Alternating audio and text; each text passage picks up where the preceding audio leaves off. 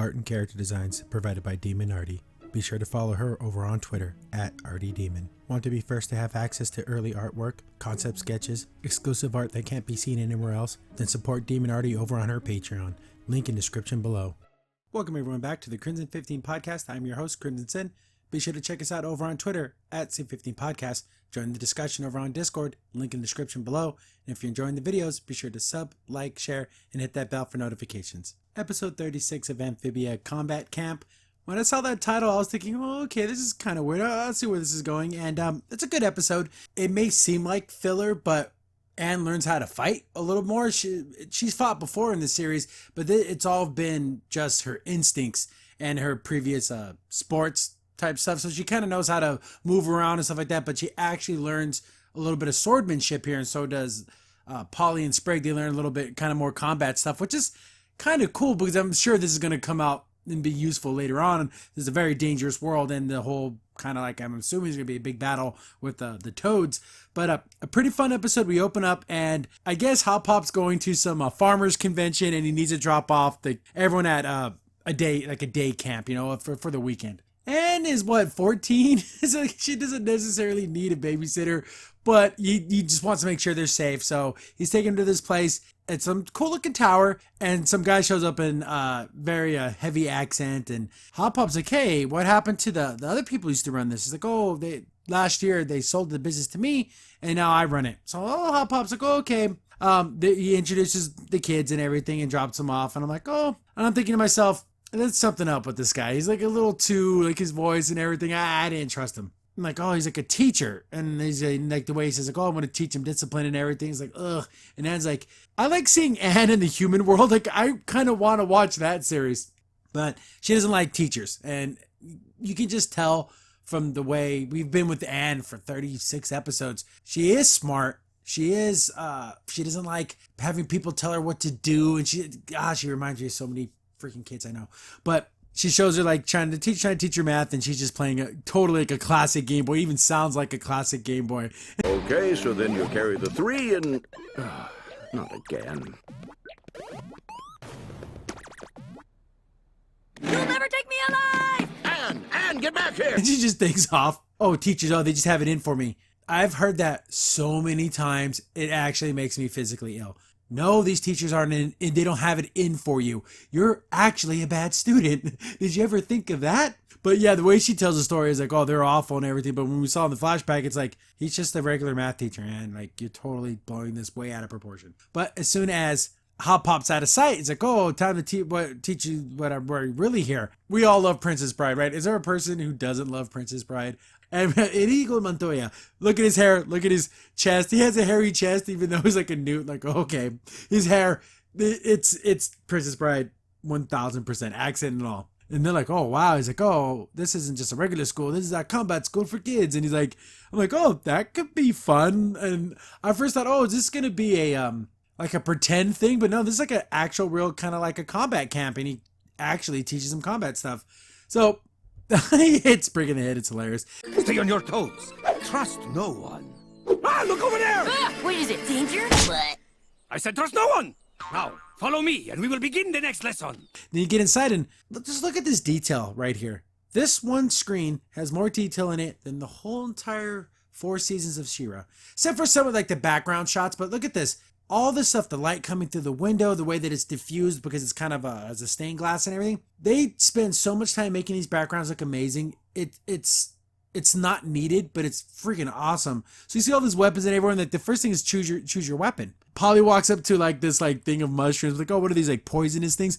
They're like straight up grenades. Like you push in the bottom, it even makes like a beeping noise, like it's an actual like proximity mine or something.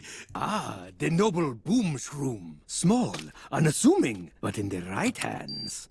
Explosive! And that's gonna be her weapon. Anne goes for the swords, and look at that sword in the middle. Okay, guys, it's the master sword. It's like, no, no sword for you. You don't have the dexterity or whatever. And then Anne's just like, oh, screw this guy.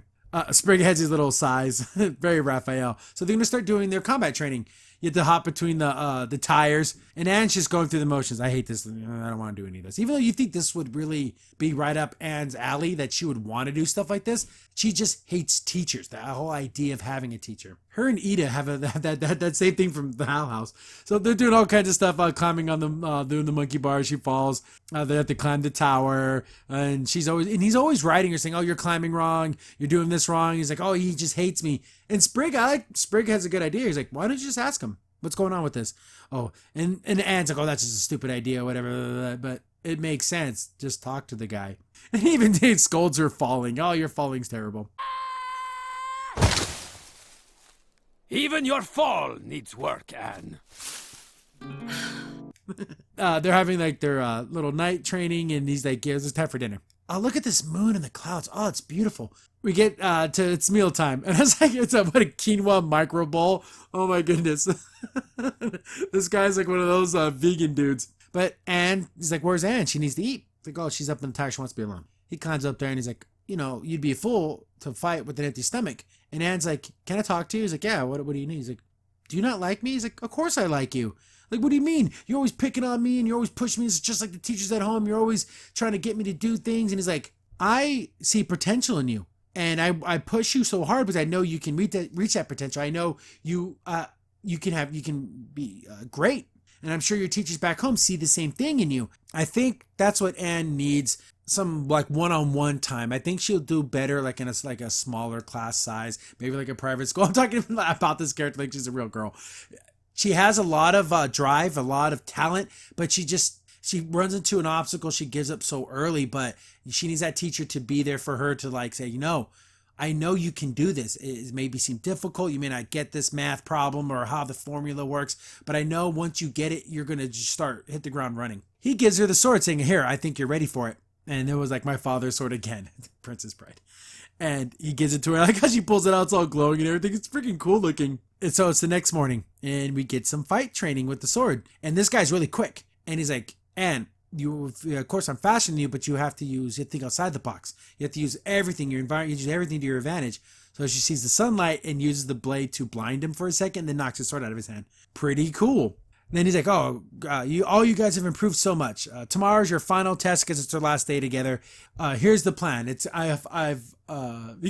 kept talking about trains the whole time. I'm like, what's this deal with trains?" So this last thing's, I've got a train and I filled it with actors and they're going to be protecting this ruby thing, this butterfly ruby, even though they're going to like try to attack you and stuff. Oh, they're just actors. I'm like, oh, he's setting up the kids he's going to get them to rob this thing for him. And I'm like, oh, they're going to fall for this. And Sprig and Polly like, "So yeah, this really sounds like he's wanting us to rob a real train for him." So, does anyone else think this just looks like we're robbing a real train? Yeah. Could Tritonio be using us? That's ridiculous! Tritonio's a good dude who believes in me. I think we should do it. But Anne is like, "Oh, no way, he's so cool and he's such a great teacher." And they're like, "Whoa, wait a second. I thought you hated teachers."